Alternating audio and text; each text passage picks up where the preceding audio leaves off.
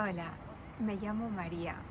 Mi marido Enrique y yo somos médicos jubilados, vivimos en Gijón y hemos empezado la aventura de cultivar espirulina para nuestro consumo.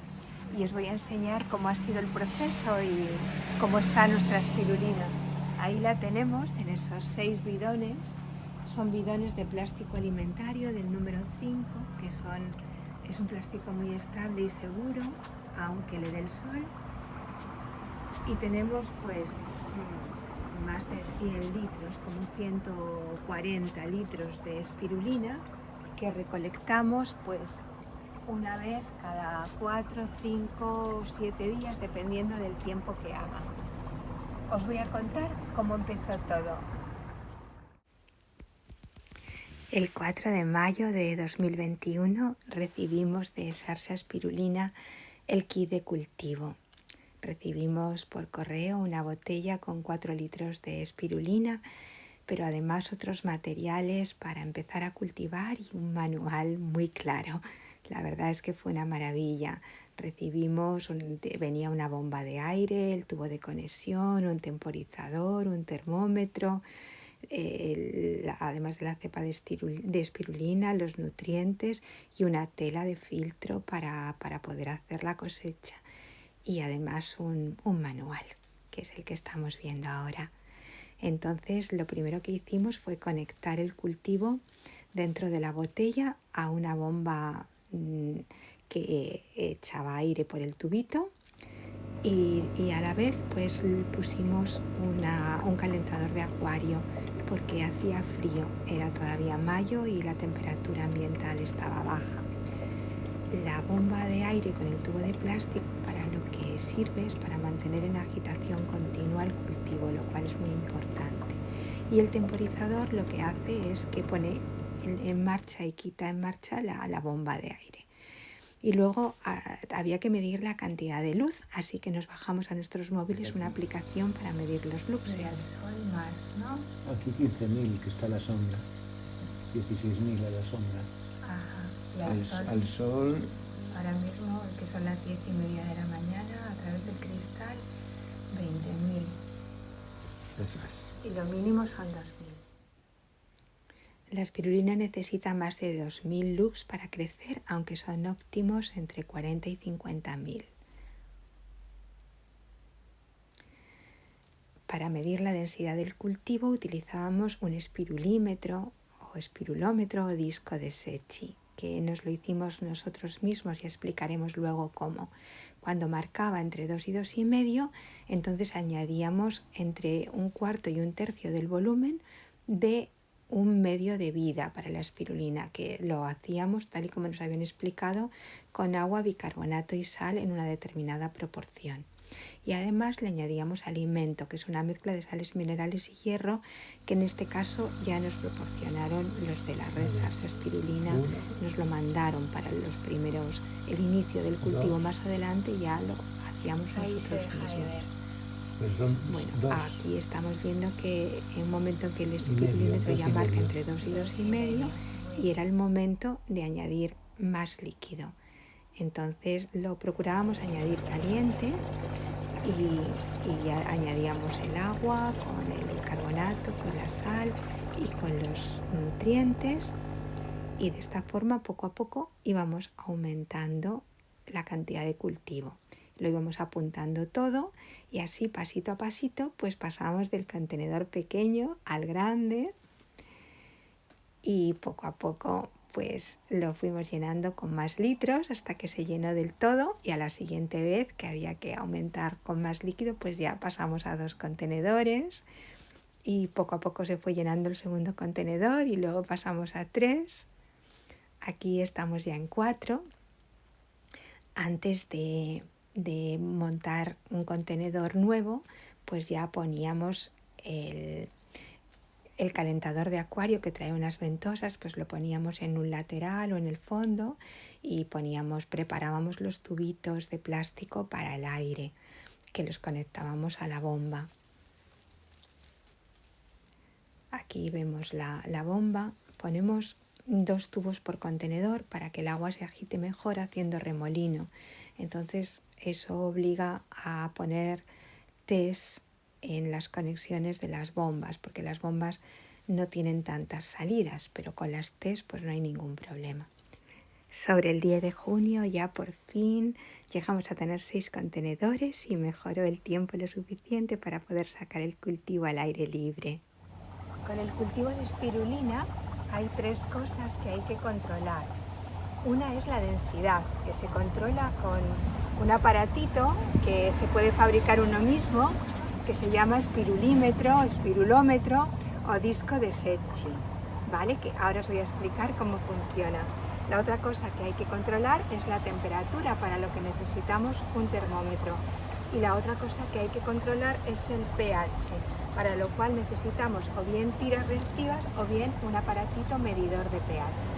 Bien, empezamos con el espirulímetro, espirulómetro o disco de Secchi. Hemos visto que lo llaman de las 3 maneras. A nosotros nos gusta llamarle espirulímetro. Entonces, este lo hemos hecho nosotros con una tapadera de un recipiente de vitaminas, de un frasco de vitaminas, una tapadera de plástico, y esto es un palito, en este caso es un palito de mirar la garganta, pero vale cualquier cosa de madera, de plástico, de lo que sea, en la que se puedan marcar los centímetros. Esto está medido con una regla y marcado con un rotulador de los que no se borran, un rotulador permanente, los números. Entonces, esto nos sirve para medir la densidad, y la densidad se mide en estos números, en centímetros. De lo que se trata es de introducir el disco de Secchi o el espirulímetro dentro del cultivo y ver en qué momento dejas de visualizar por transparencia el disco blanco. Entonces lo introduces, va entrando, yo lo sigo viendo, lo sigo viendo, lo sigo viendo, y ahí lo dejo de ver. Este está en cuadro. Primero hay que remover porque tiene que estar homogéneo, entonces lo introducimos y aquí este está en 3. Cuando llega el número 3 yo dejo de ver el disco blanco. Entonces la espirulina se recolecta, o bien en fase de crecimiento se le añade más líquido de alimento y de medio de vida cuando está entre 2 y 2,5, ¿vale? Cuando está con densidad muy baja el cultivo está muy inestable, y cuando está con densidad muy alta también. Entonces esto es importante controlarlo y ver que el cultivo va bien. Pues si hoy tienes 4, dentro de un día o de 2 o de 3 la densidad aumenta a 3 y después a 2, o sea, ver que realmente la espirulina está creciendo, y eso lo sabemos con este aparatito tan sencillo. Lo segundo que tenemos que controlar es la temperatura. Necesitamos un termómetro, entonces simplemente se introduce y marca la temperatura. Este cultivo está ahora mismo a 32 grados. Este también está a 32. A la espirulina le gustan las temperaturas alrededor de los 30 grados y por la noche puede aguantar temperaturas más bajas, porque por la noche ella no hace la función clorofílica. Ella por la noche respira como nosotros, ¿no? Respira oxígeno y elimina anhídrido carbónico y descansa. Entonces por la noche, si la temperatura no baja de 18 grados, no haría falta poner un termocalentador. Nosotros tenemos termocalentadores en todos los recipientes de cultivo, porque vivimos en Gijón y la temperatura por la noche estaba siendo baja, y empezamos con el cultivo en mayo, que estábamos pues igual a 10, 11 grados por la noche. Así que le pusimos los termocalentadores, pero en otros lugares donde la temperatura no baje de 18 grados no hace falta termocalentador, porque ella por la noche puede estar tranquilamente descansando. Muy bien, pues la tercera cosa que necesitamos es el medidor de pH. Nosotros empezamos con estas tiras de pH que ya las teníamos en casa, que es un papel. Entonces, bueno, pues cogiendo un poquito en un platito, coges un poquito de líquido de cultivo. Voy a coger mejor este lo hemos cosechado 2 veces y está con muy baja concentración. se pone una gotita y bueno, podéis ver que se pone de un color azul muy oscuro. Según la tabla de colores que viene aquí, pues estaríamos en 11 o más de 11, porque no marca más de 11, ¿vale? Esta es una posibilidad, pero como es poco exacto, pues al final, y no son caros, nos compramos un medidor de pH porque teníamos dudas de que estuviera bien, y este es más exacto. Simplemente se mete en el cultivo y marca. Está a 9,30. Este es más exacto. Este está a 9,34. Este está a 9,45. Este está a 9,32. Están todos entre 9 y 10, que es un pH óptimo para la espirulina, ¿vale? Ella le gusta estar en un medio alcalino. Entonces, como veis, este mide de más. Suponiendo que este esté bien calibrado, que seguro que lo está, pues el valor correcto es este de 9 y pico y no 11 como marca este. Entonces, bueno, las tiras ya os comento que son poco exactas. Pero también os comento que con la cantidad de bicarbonato de un 10% en el medio de vida de la espirulina que nos dijeron en la red Sarsa Espirulina que hiciésemos esa concentración, hemos comprobado que el pH es perfecto, o sea que en realidad no haría falta estarlo midiendo, siempre está bien, por lo menos con el agua de Gijón. Pues esto es todo. El cultivo de espirulina necesita electricidad porque tiene que estar continuamente removiéndose el agua, o bien con unas palas o bien con una bomba de aire, que en este caso es lo que tenemos, una bomba de aire, bomba de acuario, con tubitos que van a cada uno de los contenedores para que el cultivo de espirulina esté continuamente removiéndose.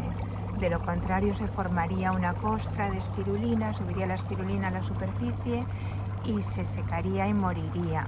Entonces, para que el cultivo esté continuamente en movimiento, pues están estas bombas de acuario, que os las va a enseñar Enrique. Esta tiene 4 salidas y por medio de estas derivaciones hemos sacado 6 salidas, y esta tiene solo 2 salidas, y con estas llaves de paso hemos sacado otras 6 salidas para los tubos. Esto lo venden en todas las tiendas de acuario y muchas tiendas de animales, es muy fácil de encontrar. Y luego están las valvulitas antirretorno, que eso es muy importante. Es muy importante para que no refluya el líquido hacia la bomba, porque si no se puede directamente estropear. Esto hay que ponerlo siempre, las válvulas antirretorno, cuando la bomba está por debajo del nivel del líquido. En este caso, pues nosotros no la podemos poner por arriba porque si llueve se mojaría, entonces la ponemos debajo de esta mesa, con lo cual al estar por debajo del nivel del cultivo necesitamos las válvulas antirretorno. Y también eso a veces viene con la propia bomba al comprarla, y otras veces se compra aparte en una tienda de acuarios. Y luego lo que también tenemos, porque vivimos en Gijón, que hace frío, pues tenemos calentadores de acuario, que son esta especie de estufitas pequeñas, ¿verdad? Gastan poco precisamente por eso, porque tienen termostato, estas bombas de calor, y entonces pues si hace una temperatura buena pues no se enciende. Muy bien. Y luego un elemento importantísimo que está todavía aquí debajo, esto es un programador de los chinos. Del tiempo, un temporizador. Sí, exacto. Y entonces lo tenemos puesto de tal manera que hace que funcione la electricidad. 3/4 de hora sí, 1/4 de hora no. 3/4 de hora sí, 1/4 de hora no, así durante todo el día con luz. Y por la noche, pues simplemente 3 veces o 4 se pone un ratito de 1/4 de hora activo. El resto del tiempo está parada para que la espirulina por la noche descanse y respire.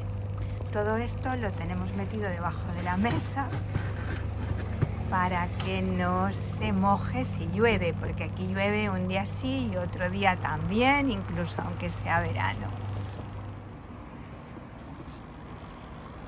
Enrique la va a volver a colocar debajo de la mesa, lo tenemos puesto encima de unas cajas de botellas de sidra para que quede en alto, aquí asturiano por encima de todo. Estas pinzas las hemos puesto para sujetar los tubitos por los que le viene el aire, porque a veces se mueven y se descolocan. Enrique está quitando algunas hojitas y algunas cosas que les caen. Tenemos un plástico que por la noche o cuando llueve pues lo tapamos y la ponemos por encima. Y por la noche ponemos las tapas de los contenedores para que mantenga mejor el calor, porque por la noche baja bastante la temperatura. Esto, aunque igual no se ve, es un cristal.